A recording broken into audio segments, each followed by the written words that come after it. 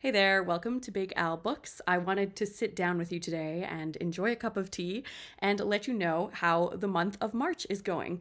If you're joining in for the March of the Mammoths Readathon, we are already at the halfway point through the month of March. I feel like this month is flying by. I'm very unsettled, but I'm also having a really great time with my reading.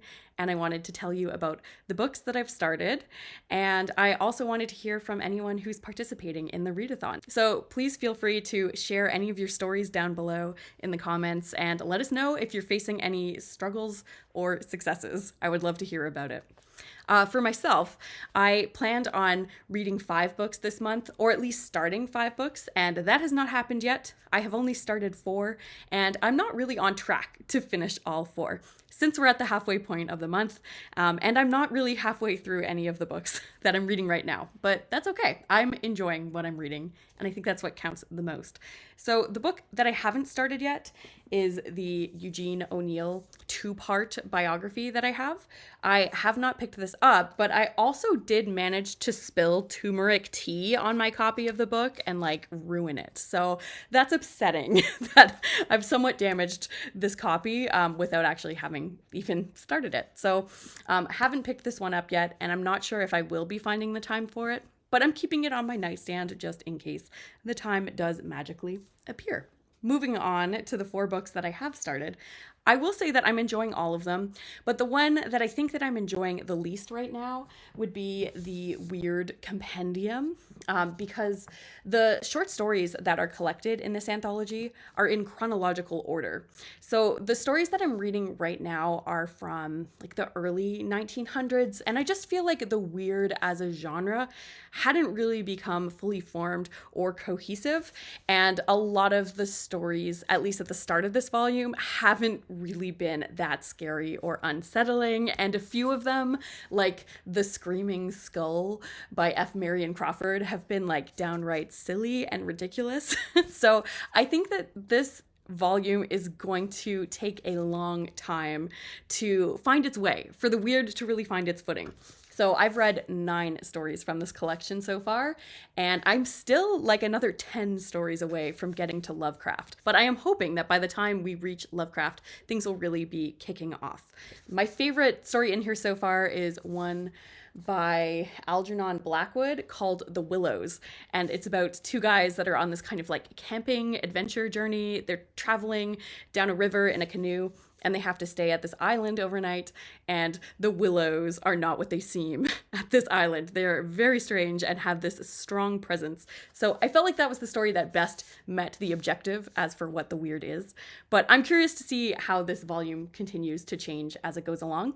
And I'm also looking forward, there seems to be more international stories in the next few sets that I have coming up. So I'm curious to see what the weird looks like for authors living in different places, but that are kind of writing at the same time period.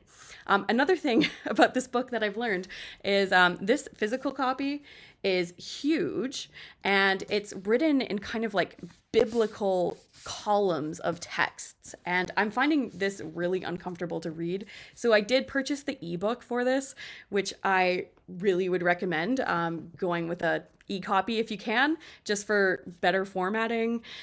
The problem with this book too, though, it is huge, and my e-reader told me that I still have 29 hours of reading to go. So I do not anticipate that I can finish this whole thing by the end of the month, but I have been enjoying trying to pick up a weird short story before I go to sleep at night, although I will say that most of them have been putting me to sleep as opposed to keeping me up and giving me nightmares. So I'm hoping that this will get better as time continues. As for the other 3 books that I am reading, they're all novels, and I am enjoying all of them so far. And I think it's kind of funny because they're all written at different points in history, but they're all kind of centered around the lives of these rather complicated, morally ambiguous men. So I've been enjoying learning about each of these 3 guys kind of at the center of each of these books. So let's start off with the most recent one of these mammoths. This is The Mirror and the Light by Hilary Mantel, and I am at about page 280 of this book. This is the one that feels like the most readable out of all of the books that I'm reading. If I just want to sit down and try to read 50 pages in one sitting, this is the book that I'm finding it the easiest to do so. And that's probably because it's the most modern of the bunch. Even though it is set in Tudor England, I'm still feeling like it's pretty accessible. And since it is book 3 of a trilogy, it's just dealing with characters that you've already met before and a situation that I'm somewhat familiar with. Although I will say, in general, this series has a pretty wide cast of characters, a lot of them named Thomas, so it can be a little bit tricky to kind of place who is who. But I've really enjoyed jumping back into this world. So this trilogy basically follows the exploits of Thomas Cromwell, who started off as this blacksmith's son, and he's trying to just work his way up his station in life. So by book 3 of the trilogy, he is still working for King Henry VIII, but he has been promoted to a lord.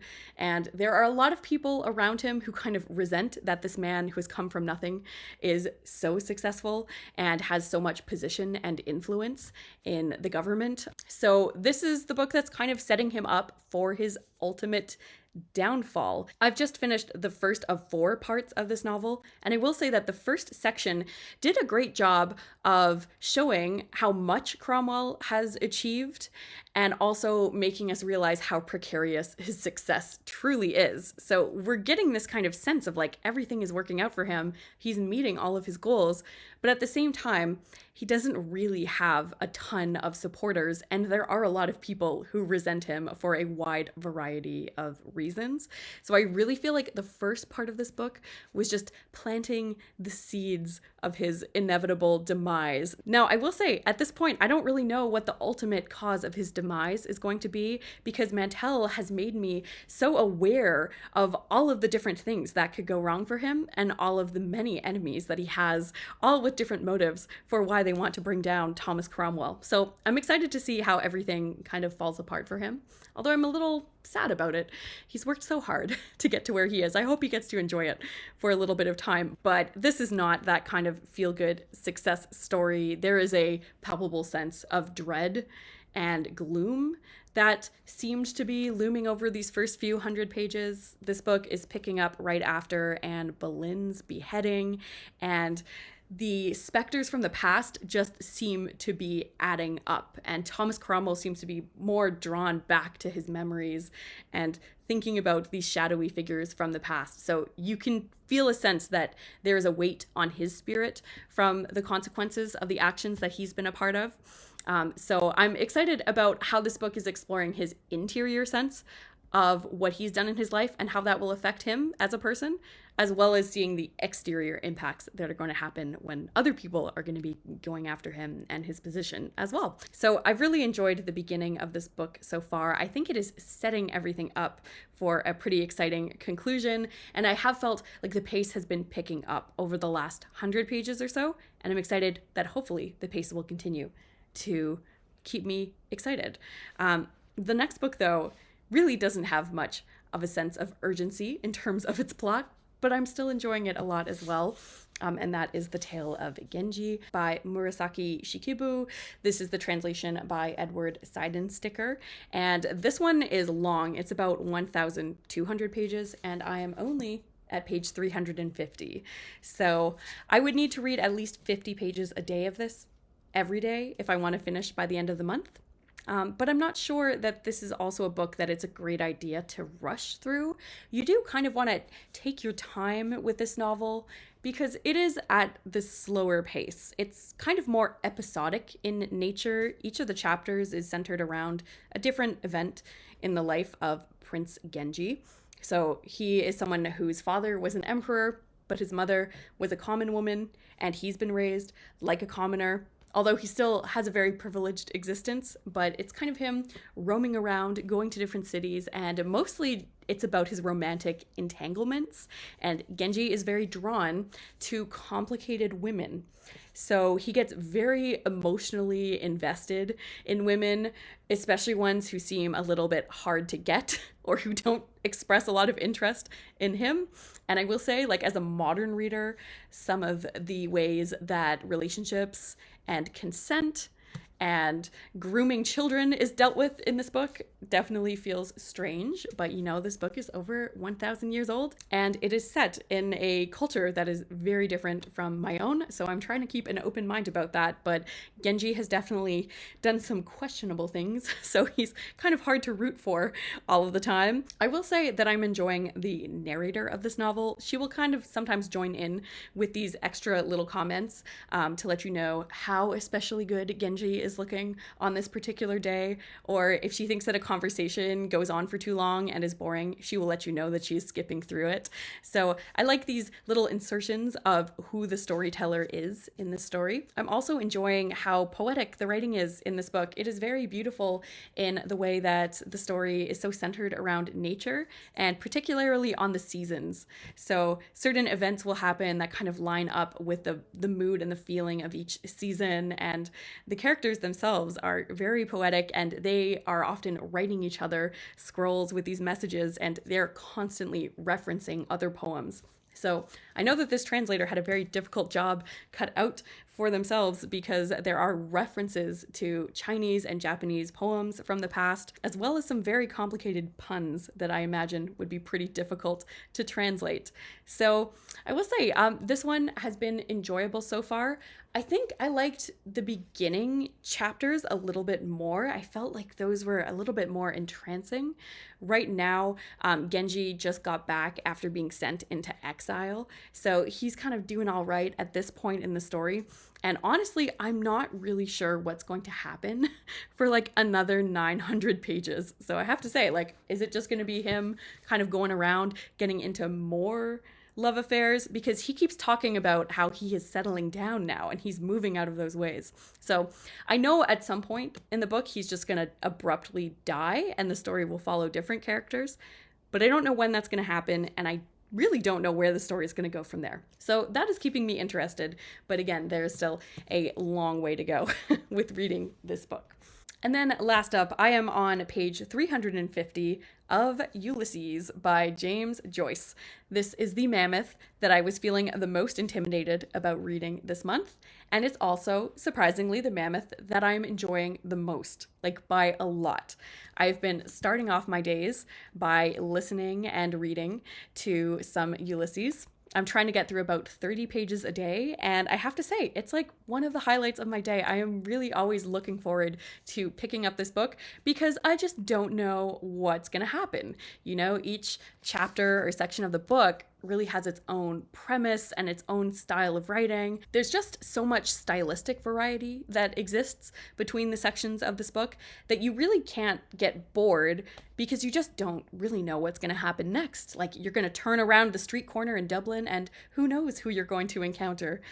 So I really like the excitement of just seeing what James Joyce is going to do, what technique he's going to try, and how he just continues to experiment and innovate within his own novel. So I'm really enjoying the unpredictability of this experience so far. I'm also really loving the experience of listening to this text while reading it. I'm finding it a great option because the audiobook really kind of forces you to keep going through the story so that you don't get too bogged down with catching every allusion or trying to figure out every sentence. I think that's really difficult to accomplish on a first read, so it's kind of nice having a narrator that's sort of pushing you through the story while giving yourself some time to annotate or highlight passages that are standing out to you while you're listening. And I'd really recommend the Shakespeare and Company podcast that I've been listening to because it's cool to get such a variety of readers involved in the project. I kind of like that each section has its own feeling because of the different narrators. I think my two favorites so far have been Will Self and Max Porter. Will Self did the first section of the book, and he had such a warm and like engaging performance that really made the novel feel so much more accessible to me. Because again, it was my first time reading it. I wasn't sure what to expect from the beginning, but I feel like he really brought out the eccentricities of the writing and the peculiarities of the characters in a way that just made this book feel so intriguing right from the beginning. I felt like I was in this tower witnessing this conversation between Buck Mulligan and Stephen Dedalus, and it was a really great way to open. The Max Porter section that I listened to today was the start of the Sirens chapter, which, if you've read that one, is kind of one of the sections where it's just a lot of playful gibberish. And I appreciate how much enthusiasm he brought to his performance to just try to bring all of these strange phrases to life so that you could kind of hear the musicality, but also the strangeness of what he was doing. It was making me laugh out loud while I was reading it this morning. And that's something I also wasn't expecting, was to find this book as funny as it is. Like, I am finding like there are so many lines in here are making me laugh. The phrases that the characters use are sometimes strange, as well as the situations that Joyce is describing are often very absurd.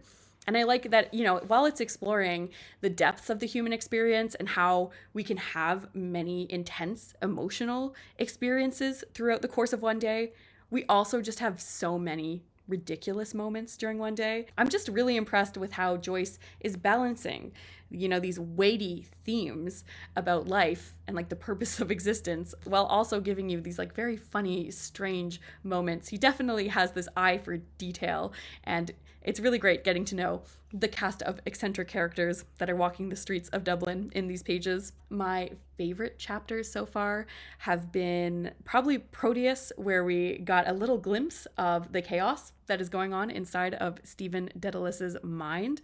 I felt like that was where like the stream of consciousness really hit for the first time in this novel, and it was fascinating just getting to be swept up in that experience. The Hades chapter as well really stands out in my mind, where Leopold Bloom and his friends attend a funeral of an acquaintance of theirs. And of course, when you're attending a funeral, you're really confronted by your own sense of mortality. And I found like that chapter did a great job of showing all of the complex emotions and thoughts that you have when you are grieving someone, and how it brings back all of these other memories of grief from your life, as well as your own like fears and anxieties about your own death. So that chapter was wonderful. And of course, I absolutely loved the Scylla and Charybdis chapter, because Stephen Daedalus and the lads meet up in the library and they get into like a big heated conversation about Hamlet and Shakespeare's identity, and there was so much speculation and literary theory, and it was ridiculous, and I really enjoyed it. It made my English teacher heart happy for sure. So those have been some of my highlights so far, but I know that I've got the Cyclops chapter happening soon, and that's when the characters are going to get to the bar. So we're going to add alcohol into the equation, and I'm sure that the writing is only going to get more chaotic from there. So I'm really loving this so far. I hope that I continue to love it. I know that it's only going to get stranger, but at least at this point, I feel like I trust Joyce. Like, I am on board with the project. I know what's going on, and I am ready for whatever journey he will be taking me on for the second half of the day covered in Ulysses. So those are the books that I'm reading right now. Again, I have a ton more to read if I want to finish any of them by the end of the month, but let me know, what are you reading? How is it going? Even if you're not participating in the March of the Mammoths Readathon, I would love to live vicariously through you if you're reading some shorter books. I know for myself, I'm really missing reading plays. That's what I can't wait to get back to in April. But thank you so much for checking out this video, and I will see you again later. Happy reading.